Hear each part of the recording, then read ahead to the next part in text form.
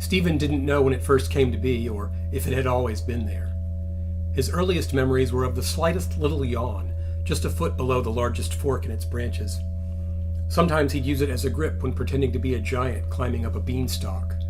He'd reach its top and look over the farm stretching in all directions for many miles, and see nothing except wheat and corn, stitched together by birch and stream. Once, he screeched into its wooden depths in hopes of siren calling some hidden insect out to the light. But there were other trees and other places in the fields to keep him entertained, so he never paid much attention to it. There were many dark places on the farm to draw a child's fear.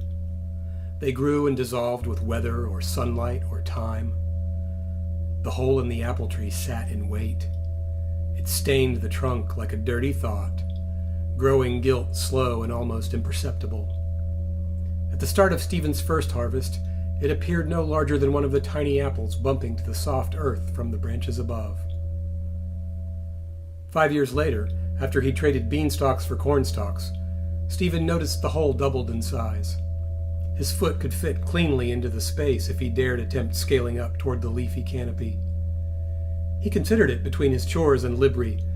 The strange way the widening of the hole in the tree did not seem to allow light in, but rather repelled it. Still, he went about his day with all the courage a young man could display to no one except himself on a farm so far away from others. The hole in the apple tree was patient.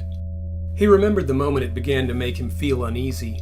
One evening, after his parents had gone to the gathering place, he caught a glimpse of the tree from his bedroom window, its branches backlit against the setting sun, gripping the wind with its blackened maw opening wide to devour him. The cotton curtains did nothing to protect him, but he'd rush to close them quickly, becoming panic-stricken, jolting at every creak and caw, wondering if the tree had somehow uprooted itself from the east corner of the backyard and was just outside his window, staring at his silhouette through the glass. But the only thing peering back at him were his dark, anxious eyes, a singular glass reiteration holding the distinction of being the only person he ever saw who wasn't his mother or father. He wasn't sure if he needed to know other people first to feel lonely, but sometimes, after he calmed down and looked back at himself, he would think of his reflection as a friend he missed. A tugging would come from his heart that felt exactly like what he imagined loneliness to be. He tried to dismiss the tree in the hole the way a child would attempt to ignore a monster under their bed. The tree did not stand down. Sometimes it was a leviathan, jumping into Stephen's view from the fields. In fleeting moments he'd meet its gaze, leering so long his eyes would dry out. The buzz of the locusts, the groaning trees, and all of the symphony of the farm would hush, and he'd nearly miss the dinner bell.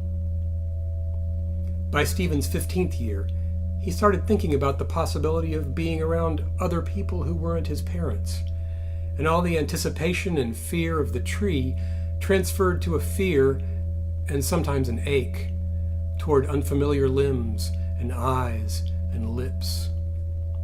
He finally forgot all about the hole in the apple tree, until one day when he needed its help.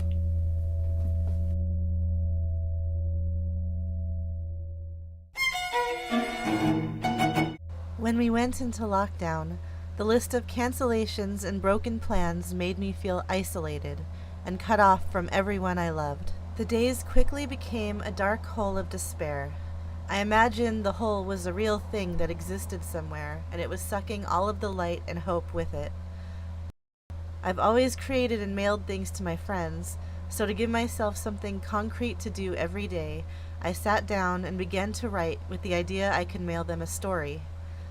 The first thing I thought of was the hole, and I started thinking about the extremes of those feelings and what that would be like to have never had the chance to know so many wonderful friends.